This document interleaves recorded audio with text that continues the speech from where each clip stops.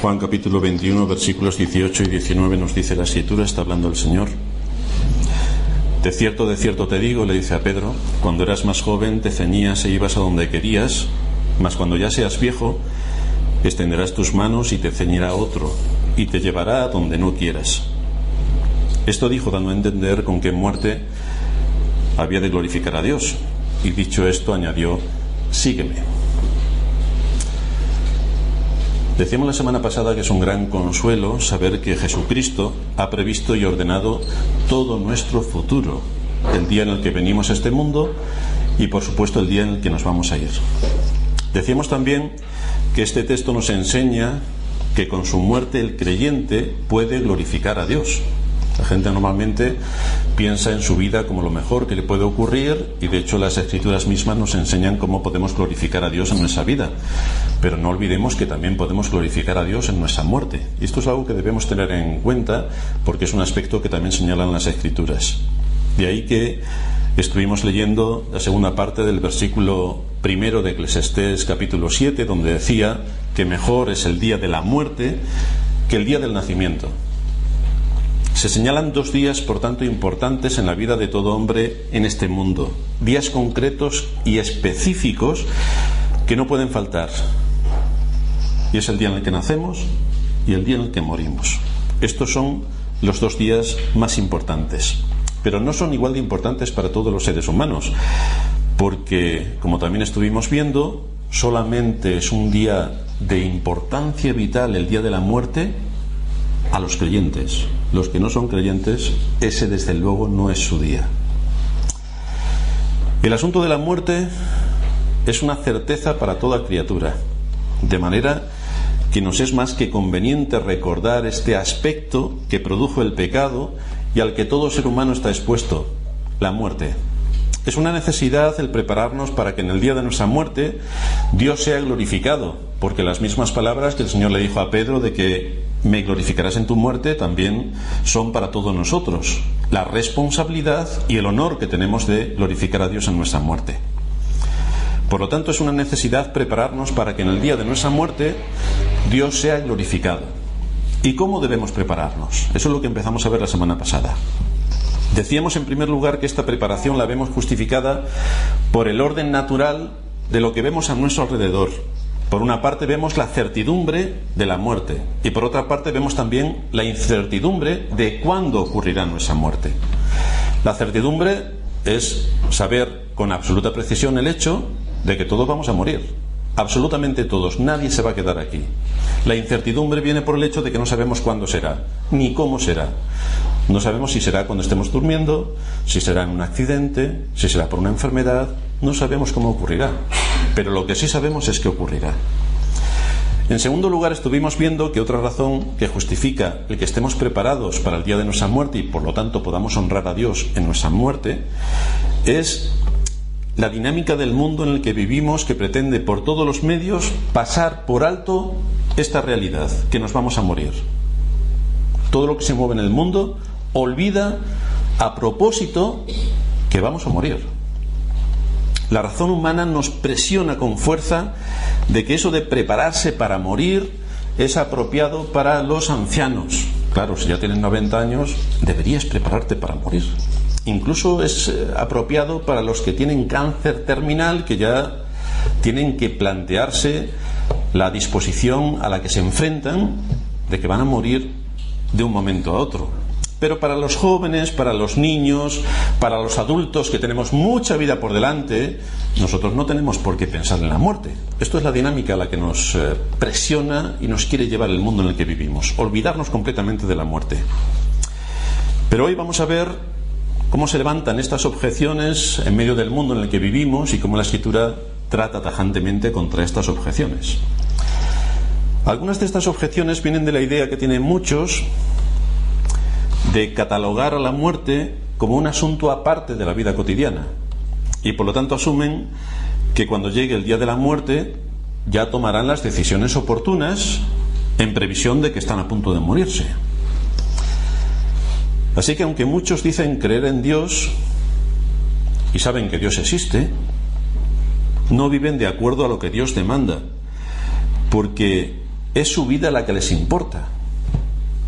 Y quieren hacer en su vida todo tipo de desmanes en contra, por supuesto, de la ley de Dios, a la cual son conscientes de que están violando, pero entienden que ya cuando sean mayores, cuando sean ancianos, entonces, después de haber disfrutado en este mundo todo lo que quisieron, ya pueden irse preparando para el día de su muerte. Pero mientras tanto, vamos a disfrutar del mundo con todo lo que el mundo nos da. Asumen que cuando sean ancianos, es entonces cuando se prepararán para morir.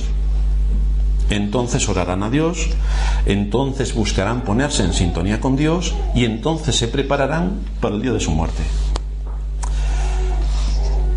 La pregunta que nos tenemos que hacer es: ¿puede saber alguien cuándo se va a morir y entonces, en previsión de que se va a morir dentro de no sé cuántos días, prepararse para su muerte? ¿Puede alguien tener esa certeza de saber cuándo se va a morir y entonces prepararse? Porque un accidente puede ocurrir en cualquier momento y no te ha dado tiempo a prepararte. Leíamos las semanas pasadas en la prensa que estaban dos jóvenes tomando un aperitivo en una mesa sentados en una terraza, cayó una cornisa del edificio donde estaban sentados y mató a uno. No lo mató en el instante, se murió en el hospital. No le dio tiempo a pensar ni a prepararse para su muerte. ¿Quién va a pensar que un joven puede morir de una manera tan fulminante? De manera que para muchos es demasiado tarde el prepararse para ese paso, porque la muerte llega sin que nosotros seamos conscientes de cuándo eso va a ocurrir. Aún siendo una enfermedad, y por lo tanto la gente piensa, bueno, cuando esté enfermo entonces empezaré a prepararme para la muerte. Pero aún siendo una enfermedad, deberíamos preguntarnos: ¿puede alguien asegurar que esa enfermedad me va a dejar en un estado mental aceptable como para prepararme para el momento de mi muerte? ¿Me va a permitir la enfermedad estar en un estado mental lúcido en ese sentido? Aunque esto es lo que piensan muchos, en general, quien ha desechado conscientemente a Dios durante toda su vida, cuando sepa que se va a morir, también lo estará desechando. También lo estará desechando. En ese tiempo de la vejez, quien despreció a Dios en los días de su juventud, estará más preocupado en el tiempo de la vejez por su enfermedad que por prepararse para la muerte. No sabemos cómo vamos a reaccionar si no estamos preparados cuando lleguemos a la vejez, quienes lleguen. No sabemos nuestra situación mental y física en ese tiempo. Por eso la Escritura es contundente cuando nos dice que hoy es el día de salvación, no mañana, hoy. La Biblia nos anima, por tanto, a prepararnos para el día de nuestra muerte y que por lo tanto podamos glorificar a Dios como creyentes en el día de nuestra muerte. Otra objeción que se presenta contra esta preparación ante la muerte es creer que justo antes de la muerte podemos arrepentirnos, pedir perdón a Dios y reconciliarnos con Él. Claro, esto a los católicos se les da bien, porque llega el cura, le da la extrema unción y lo despide directamente para el cielo. Lo que pasa es que esto no tiene fundamento bíblico, por lo tanto nos encontramos aquí con un gran problema. Pero muchas personas piensan que justamente antes de morirse pueden arrepentirse de sus pecados y entonces reconciliarse con Dios. Una persona puede aferrarse a este argumento y eludir la responsabilidad que tiene durante toda su vida respecto a la muerte, porque tiene una idea errónea del arrepentimiento. Piensa que se puede arrepentir al final, pero es lo que piensa. Este error con respecto al arrepentimiento le permite a muchos refugiarse en él, en ese aspecto de ya me arrepentiré cuando sea viejecito y esté a punto de morirme, para no prepararse hoy respecto a lo que puede ocurrir si muere. Citan a su favor el caso del ladrón en la cruz. Ahí tenemos un ejemplo, dicen. ¿Veis cómo el ladrón en la cruz, justamente en el mismo día en el que iba a morir, se arrepintió? Y entonces no se le contó toda su vida pasada, sino que el Señor le dijo: hoy estarás conmigo en el paraíso. Por lo tanto, hay una previsión de gracia de Dios para el último día de nuestras vidas. Sin embargo, hay algunas diferencias notables que no tienen en cuenta al hablar del ladrón en la cruz. El ladrón no se pasó su vida robando a propósito, pensando que el último día de su vida tendría la oportunidad de salvarse. El ladrón no actuó de esta manera. Esta situación respecto al ladrón le sobrevino sin que él lo esperase. Dios le salvó por pura gracia. Pero él no pensó durante su vida que se iba a arrepentir en el último día de su vida. No, le pilló por sorpresa. De manera que si alguien piensa que puede pasar su vida atentando contra todos los mandamientos de Dios de forma consciente, porque al final de su vida pedirá perdón, como hacen los niños, y aquí no ha pasado nada, se equivoca. Ya sabéis que los niños hacen una trastada monumental, dicen, perdón papá, ¡pion!, y se van para hacer otra trastada mayor. No. El arrepentimiento, según la Escritura, tiene unas connotaciones bastante importantes, y es un giro de vida radical, es someterse en obediencia voluntaria a la ley de Dios, y es dar frutos de arrepentimiento. Otros muchos piensan que el arrepentimiento es como tener el mando a distancia, que cuando tú quieres le das y cuando no quieres no le das, que viene así el arrepentimiento, que es algo instantáneo. Pero el arrepentimiento, según la Escritura, no funciona así tampoco. El arrepentimiento no es algo que tenemos a nuestra disposición cuando yo quiera, como yo quiera y en el día que yo quiera. El arrepentimiento no funciona así. El Señor nos dice en las Escrituras, en Romanos 9, 15 y 16, tendré misericordia del que yo quiera tener misericordia y me compadeceré del que yo me compadezca. Así que no depende del que quiere ni del que corre, sino de Dios que tiene misericordia. De manera que yo no puedo utilizar el arrepentimiento cuanto a mí me convenga. Ya cuando sea viejo me arrepentiré. Porque el arrepentimiento, en contra de lo que en muchas iglesias se predica, según nos enseña la palabra de Dios, tanto el arrepentimiento como la fe es un don de Dios. Por lo tanto, no depende de cuándo yo quiero arrepentirme, sino de cuándo Dios me da el don del arrepentimiento. La misericordia de Dios no es algo que uno manipula cuando quiere y como quiere según su criterio, sino que es Dios quien lo da. Hay un tiempo y una forma en la que Dios ofrece su gracia, pero esto no se mantiene según el antojo, el capricho o el interés del ser humano. No es cuando yo quiera. No es cuando yo sea viejecito, entonces me voy a arrepentir. Porque posiblemente si no has tenido a Dios en tu vida y lo has negado toda tu vida y has vivido en contra de Dios durante toda tu vida de forma consciente, luego no pretenderás darle un botón y que entonces el arrepentimiento venga. Una persona le preguntó al Señor si eran pocos los que se salvaban, y el Señor le respondió en Lucas 13:24: esforzaos a entrar por la puerta angosta, porque os digo que muchos procurarán entrar y no podrán. Ojo, en el último día de mi vida he vivido como me ha dado la gana. Sé lo que me enseña la ley de Dios, sé cómo tengo que obedecer a Dios, sé cómo tengo que dirigir mis caminos, pero digo, hombre, es que es más cómodo y voy a disfrutar más viviendo la vida como a mí me plazca. Por lo tanto, ya cuando sea viejo, después de que he disfrutado toda mi vida y he hecho lo que me ha dado la gana en contra de la ley de Dios, en contra de su voluntad y atentando contra todo lo atentable, luego al final de mi vida le doy al botoncito y me viene el arrepentimiento. Pues no. A esto se refiere la Escritura. El Señor cuando dice muchos procurarán entrar y ya no podrán. Cristo está hablando de personas que mientras viven como quieren, a la vez quieren entrar en el reino de los cielos. Por fin están animados, claro, ya se van a morir y están animados a entrar en el reino de los cielos. Pero el Señor dice, ya no pueden. ¿Y por qué no pueden? Porque ya es tarde. Para ellos ya es tarde.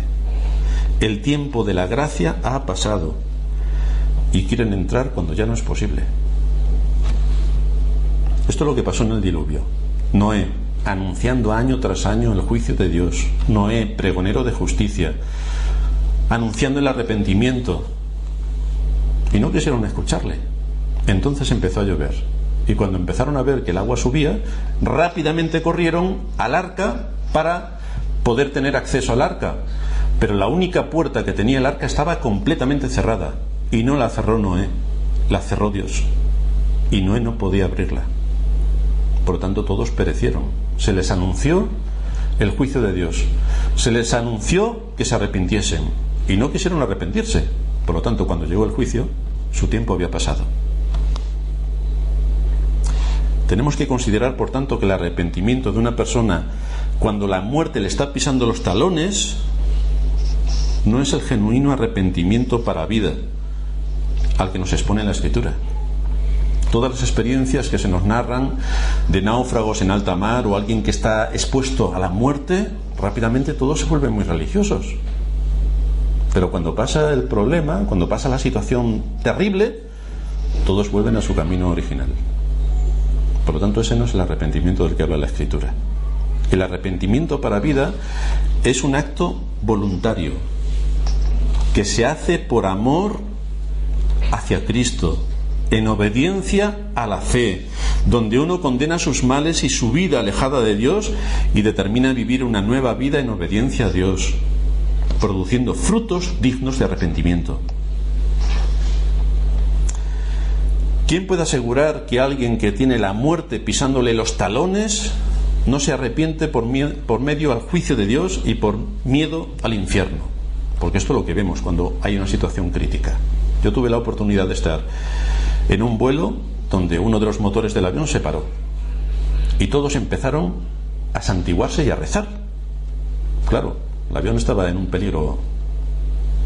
Finalmente, como podéis comprobar, el avión aterrizó, porque estoy aquí, y ya nadie más se acordó de Dios.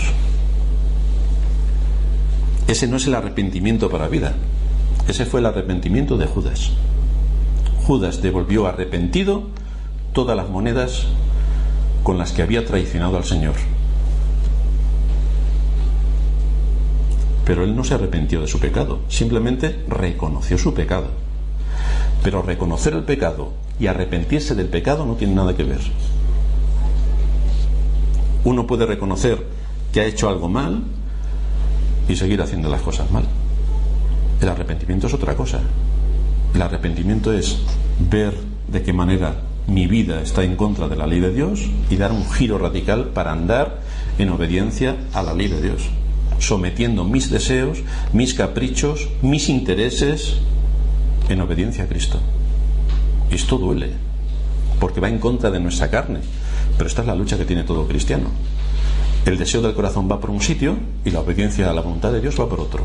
Y esta es la lucha continua que todo cristiano va a llevar hasta que llegue al reino de los cielos. El asunto, por tanto, del ladrón en la cruz que se arrepintió fue un caso particular y especial. No podemos tomarlo como una realidad que ocurre siempre y bajo cualquier circunstancia, porque la Escritura nos dice que hoy es el día de la salvación. Hoy es 21 de septiembre de 2014. Hoy es el día de la salvación. Pero mañana tú no lo sabes, porque mañana 22 puede ser demasiado tarde para ti. Nuestra imaginación nos induce a dejarlo todo para el final de la vida, pero nuestra imaginación está trabajando más con la arrogancia de nuestro corazón y con la ignorancia que con la verdad. Así trabaja nuestra mente, engañándonos. Así trabaja nuestro corazón. Por eso dice la Escritura que engañoso más que todas las cosas es el corazón, y perverso. Por lo tanto, sabiendo cómo es nuestro corazón, tenemos que ceñirnos a lo que Dios nos dice en su palabra, porque tenemos la revelación de su voluntad para con nosotros. En segundo lugar, algunos aspectos que tenemos que aclarar respecto al propósito de prepararnos para el día de nuestra muerte. Esta preparación a la que nos estamos refiriendo consiste en prepararse desde ahora en nuestra vida, teniendo en mente dónde estaré un instante después de que cierre mis ojos en este mundo y de que exhale mi postrer aliento. ¿Dónde estaré? ¿Somos conscientes de dónde estaremos cuando nuestro espíritu salga de nuestro cuerpo? ¿Dónde estaremos? Somos seres que nos dirigimos inevitablemente hacia la eternidad.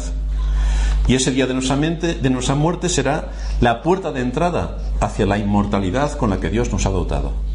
¿Qué pasará en ese instante cuando nos vayamos de este mundo? Tenemos que tratar esto porque Cristo, quien es Dios hecho hombre, vino y vivió como un hombre justo y murió la muerte de los malditos en la cruz, a fin de que personas como nosotros pudiéramos entrar en su reino. Por lo tanto, tenemos que tener en consideración nuestra muerte. Esta preparación para el día de nuestra muerte contiene un elemento provechoso en la formación del ser humano desde pequeño. Y desde luego sirve para que una persona desde su más tierna edad se desarrolle como una persona íntegra y pueda afrontar las adversidades de este mundo, que sin duda van a ser muchas. Fijaos de qué manera en nuestra sociedad se educa a los niños sin este elemento que forma parte de la vida, que nos vamos a morir. Difícilmente encuentra uno a una familia que le enseñe a sus hijos este aspecto de la vida del hombre, y es el de la muerte. Nos encontramos como los padres no enseñan a sus hijos a que se preparen para morir. No les preocupa. Quieren proteger al niño para que nada que tenga que ver con la muerte llegue a su mente. Ahora, si los niños cogen los videojuegos y matan a todo bicho viviente que hay allí, pero el hablar de su muerte, esto no se puede hablar de la muerte de un ser humano como tú, porque eres un niño y evidentemente, como todo el mundo sabe, los niños no se mueren. Así crecen también los jóvenes sin pensar en el día de la muerte, y las personas en general viven como si nunca fueran a morir, como si fueran a estar aquí de forma perpetua. Por supuesto saben que un día será su día, pero han extraído de sus pensamientos esa realidad hasta el punto de que pueden vivir tranquilamente como si la muerte no existiera, como si no les fuera a afectar jamás. Esta clase de cultura en la que vivimos es fatal para el alma y para la vida del hombre, porque le desarma para la lucha contra el mal, le debilita para afrontar el sufrimiento, porque siempre vamos a estar en el parque de atracciones divirtiéndonos con todo lo que la sociedad en la que vivimos nos da, cuando esto es simplemente una apariencia, no es la realidad de las cosas. Así que para combatir esta realidad de la muerte, el ser humano alimenta su orgullo. Fijaos cuánta publicidad hay que nos habla de la vida, de ser bellos, de ser jóvenes. Sacan mascarillas para las señoras y los modelos que hay son chicas de 20 años, cuando las mascarillas son para señoras de 70. Claro, las señoras de 70 quieren tener el rostro y la firmeza de una chica de 20, pero todo es engaño para hacer que la gente no piense en la muerte, que todo es la eterna juventud, siempre vais a ser jóvenes, la muerte no existe. Y aunque las personas estén a un paso de la muerte, piensan que la muerte jamás irá contra ellos, se abstraen totalmente de esta idea de la muerte. De este tipo de personas nos habla la Escritura. En Isaías capítulo 28, versículo 15, nos dice el profeta: por cuanto habéis dicho, pacto tenemos hecho con la muerte e hicimos convenios con el Seol, cuando pase el turbión del azote, no llegará a nosotros, porque hemos puesto nuestro refugio en la mentira y en la falsedad nos esconderemos. La gente cree que tiene un pacto con la muerte. Piensan que pueden canjear sus bienes, sus riquezas, su grandeza y su poder con la muerte. Piensan, por tanto, que la muerte no les va a molestar, que les va a dejar tranquilos. Tienen hecho un pacto con la muerte. Pero es imposible que nadie haga un pacto con la muerte, porque la muerte no hace pacto con nadie.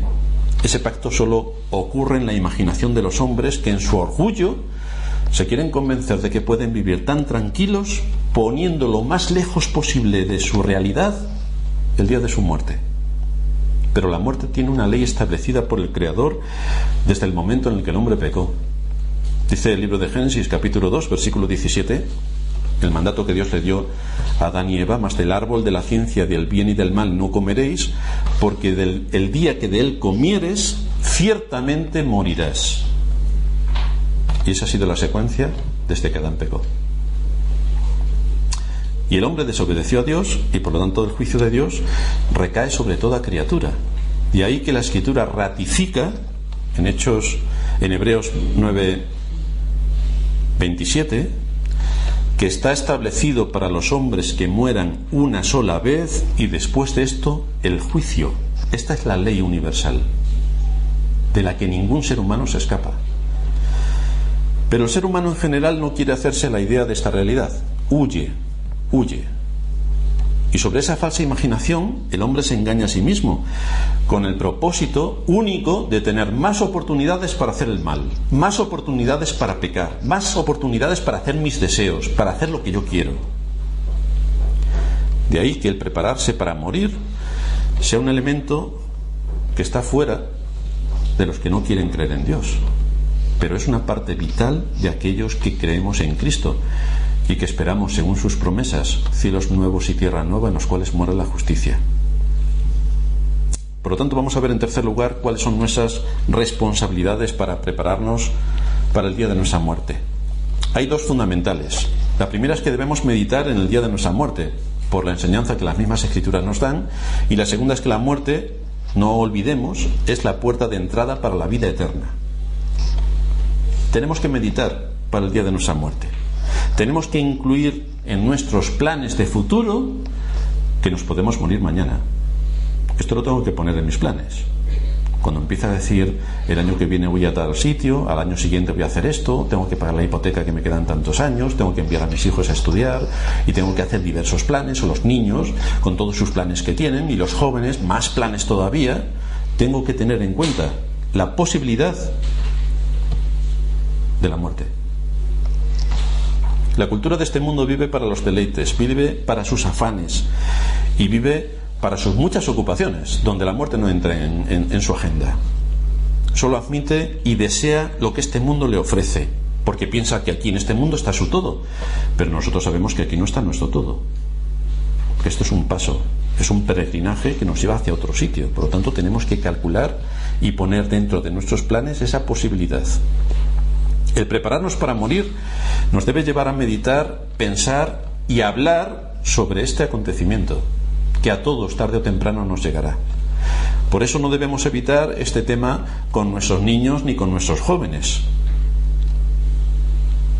Curiosamente, en este verano muchos niños y jóvenes han muerto en accidentes de tráfico, han muerto ahogados en piscinas, han muerto ahogados en el mar, y nadie podría pensar que niños con 2, 3, 4 años, jóvenes con 15, 20 años podrían morir, y la muerte les ha llegado.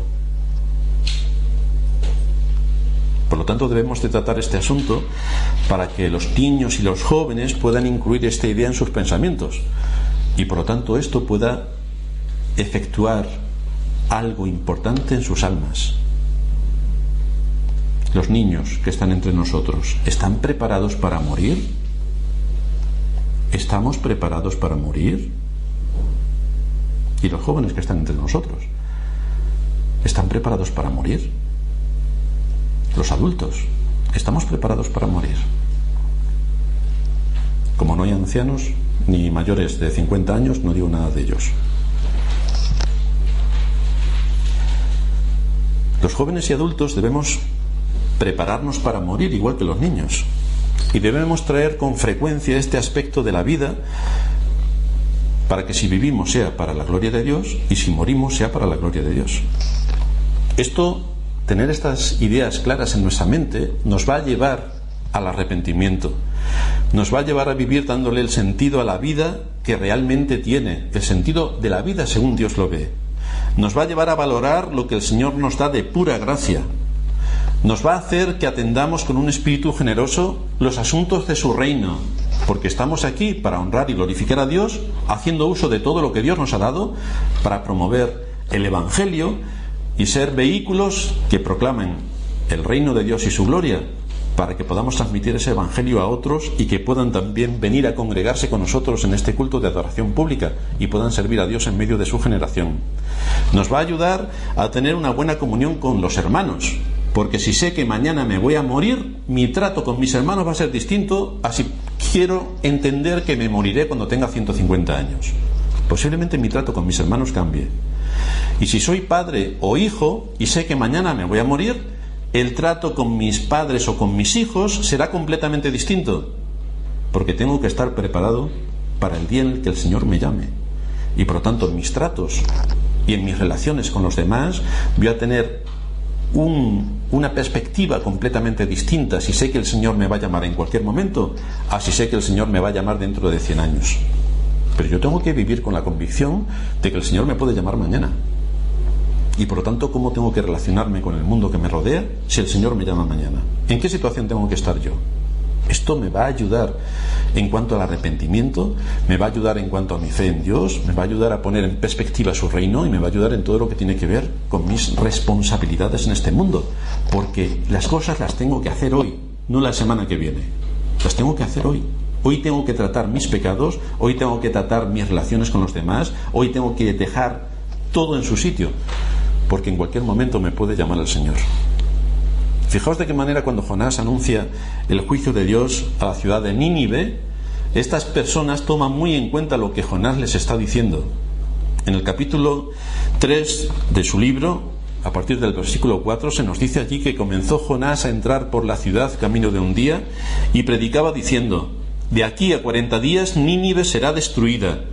Y los hombres de Nínive creyeron en Dios y proclamaron ayuno y se vistieron de cilicio desde el mayor hasta el menor de ellos. Los niños no estaban excluidos. Todos entendieron que el juicio de Dios era para ellos y por lo tanto recibían por primera vez el Evangelio y por primera vez se arrepintieron de sus pecados ante la palabra de Dios. Esto fue de tal impacto en todas estas personas que, sabiendo el juicio de Dios sobre ellos y teniendo en mente su muerte, corrieron a buscar refugio, creyeron a Dios y arreglaron sus vidas. Fueron exhortados y tomaron nota rápidamente de su situación. No lo dejaron para mañana, no lo dejaron para cuando fuesen viejecitos. No dijeron: bueno, esto es lo que nos trae aquí un loco que viene a hablarnos de no sé qué, no le vamos a hacer caso. Y fueron conscientes de que les estaba hablando la palabra de Dios y actuaron en consecuencia. El asunto es cuántos de los que escuchan la palabra de Dios día tras día o son expuestos al testimonio de creyentes en sus lugares de trabajo y en otras situaciones, cuántos toman nota como lo hicieron los ciudadanos de Nínive y arreglan sus cosas con Dios y buscan en Cristo su refugio y su ayuda. También en los Salmos se nos añade algo importante respecto a la meditación de nuestra muerte. La Escritura continuamente nos está advirtiendo sobre esto. Si nos vamos al Salmo 39, a partir del versículo 4, encontramos que el salmista le pide a Dios que le muestre y le ayude a reconocer la brevedad de su vida. Nuestras vidas son breves. Veíamos antes que es un suspiro. Salmo 39, 4. Hazme saber, Jehová, mi fin y cuánta sea la medida de mis días. Sepa yo cuán frágil soy. He aquí, diste a mis días término corto y mi edad es como nada delante de ti. Ciertamente es completa vanidad todo hombre que vive. La vida se nos pasa así. Los jóvenes piensan que tiene toda la vida por delante. En cuanto se descuiden, tendrán canas. Y se les ha ido la vida, como se nos va a todos. Por lo tanto, el ser conscientes de la brevedad de nuestra vida nos puede llevar a poner en perspectiva lo que tiene valor y lo que hay que hacer en este mundo. El Salmo 39 también, el versículo 6, reflexiona: ciertamente como una sombra es el hombre, ciertamente en vano se afana, amontona riquezas y no sabe quién las recogerá. ¿Cuál es tu afán? ¿Es tu afán en la vida? ¿Generar riquezas? ¿O tener un título universitario? ¿O que gane tu equipo de fútbol? ¿Ese es tu afán en tu vida? Porque si ese es tu afán en tu vida, en el día de tu muerte tu equipo no te salvará, ni tus riquezas tampoco. En el Salmo 90 nos encontramos que Moisés habla de lo mismo y lo plantea de la misma manera. Pide a Dios que pueda meditar en estas cosas, que pueda pensar como debe en la brevedad de su vida y en su muerte. Salmo 90, versículo 12: enséñanos de tal modo a contar nuestros días que traigamos al corazón sabiduría. ¿Qué es lo que hago yo en este mundo? ¿Cuánto me queda en este mundo? ¿Y cuándo voy a partir? Si valoramos correctamente la vida en el contexto de nuestra inmortalidad, el corazón va a estar más fortalecido para apartarse del mal y para apartarse de lo que no aprovecha. ¿Cuánto tiempo dedicamos a lo que no aprovecha? Es cierto que necesitamos el ocio, pero ¿cuánto tiempo de ocio usamos? Que es ya un exceso monumental. O sea, es que eso ya es de ser descerebrados, de ser unos insensatos y unos necios. Aunque aparentemente el meditar en este asunto de la muerte esté al alcance de cualquiera, nos encontramos con la terquedad del corazón que rehúye continuamente esta realidad y que está influenciado, como hemos dicho, por el mundo con sus atractivos y con sus ocupaciones que con tanto bombo y platillo nos atonta el entendimiento. Pero nosotros tenemos que abstraernos de todo lo que el mundo con sus increíbles cosas nos quiere dar, que todo es apariencia, y centrarnos en lo verdaderamente importante. La esclavitud en la que el hombre vive por causa de su pecado y con respecto a la muerte le lleva a cerrar los ojos y a negarse a meditar en la muerte como debe. Por lo tanto, nosotros no podemos correr el camino que corren los impíos. Tenemos que hacer una parada, meditar en lo que la Escritura también nos enseña a que meditemos. De manera que aquí tenemos este primer deber de prepararnos para morir, meditar en nuestra vida acerca de la muerte. En segundo lugar, no olvidemos que la muerte es la puerta de entrada a la vida eterna. Es la puerta de entrada a la vida eterna. Queremos glorificar a Dios con nuestra muerte, pero para ello nuestra responsabilidad ahora es que hoy entremos en la vida eterna. Porque hoy es el día de gracia, hoy es el día de salvación. Hoy podemos entrar en la vida eterna. Los que somos creyentes, hace mucho que la misericordia de Dios nos llamó a la vida eterna. Pero eso es una llamada que continuamente está haciendo, hasta el día en el que ya no haya más remedio y nadie más se salvará. Pero hoy todavía tenemos la oportunidad de entrar en la vida eterna. La vida eterna no es algo que tenemos desde que nacemos. Bueno, yo he nacido judío y por lo tanto, como los judíos todo el mundo sabe que van al cielo, pues yo voy al cielo. No, esto no funciona aquí. Bueno, yo he nacido en una familia cristiana y claro, como todo el mundo sabe, si yo nazco de una familia cristiana voy al cielo. No. Lo que todo el mundo debe tener claro es que yo nazco dentro de una familia pecadora, por lo tanto yo nazco pecador. Eso sí que funciona, porque mi padre Adán era pecador y por lo tanto por su desobediencia trajo el pecado sobre toda la humanidad y todos los que nacen sin excepción son pecadores. Todos están destituidos de la gloria de Dios, todos. Así que la vida eterna no es algo que tenemos desde que nacemos, ni tampoco es algo que se puede alcanzar el día que muramos, como hemos estado viendo. En el último instante, me arrepiento, y ya funciona así. No, porque quien ha vivido sin Cristo, seguramente morirá sin Cristo. La Escritura nos dice que todos al nacer estamos muertos en nuestros delitos y pecados. Todos. No son los niños hasta que tienen 6 años que van al cielo y a partir de 6 años ya no. No. Dice que todos estamos muertos en delitos y pecados. Es decir, sin la vida eterna. Porque ese fue el primer impacto que tuvo el pecado de Adán sobre toda su descendencia. Comió del árbol prohibido y la sentencia de muerte vino sobre él y sobre su descendencia. Adán pecó y perdió la vida eterna. Y nosotros nacemos sin vida eterna porque Adán pecó. Pero Cristo vino a traer lo que era imposible para el hombre. Nos dice el apóstol Juan en su primera carta, capítulo 5, versículos 11 y 12, este es el testimonio, que Dios nos ha dado vida, y esta vida está en su Hijo. El que tiene al Hijo tiene la vida. El que no tiene al Hijo no tiene la vida, sino que la ira de Dios está sobre él. Por lo tanto, tenemos una advertencia clara para saber a dónde nos dirigen las Escrituras. ¿Qué es esta vida eterna? Es una vida que tiene unas características esenciales y que demandan unos requisitos. El primero, según nos enseña Juan 17:3, es que el que ha sido salvado tiene un conocimiento de Dios como el Dios verdadero y de Cristo como el Salvador de su alma. Está absolutamente convencido, es consciente y vive de acuerdo al conocimiento que tiene del Dios Salvador, del Dios Redentor y de Cristo como la segunda persona de la Trinidad que vino a ponerse en su lugar para rescatarle del infierno. Cuando el hombre es llevado a reconocer su condición delante de la ley de Dios, la cual Cristo vino a satisfacer, y encuentra que en Cristo tiene todo lo que necesita para reconciliarse con Dios, es cuando realmente puede disfrutar de la vida eterna. Todavía no la tiene, pero es la promesa que Dios le ha dado para todos los que creen en Cristo. Es como cuando uno va a recibir una herencia. Hasta que no se mueran mis padres, no recibo la herencia. Y nosotros, hasta que no entremos en el reino de los cielos, no recibimos la herencia. Pero ya es nuestra. En las Escrituras ya forma parte de nuestro nombre de esa herencia. En segundo lugar, esta vida,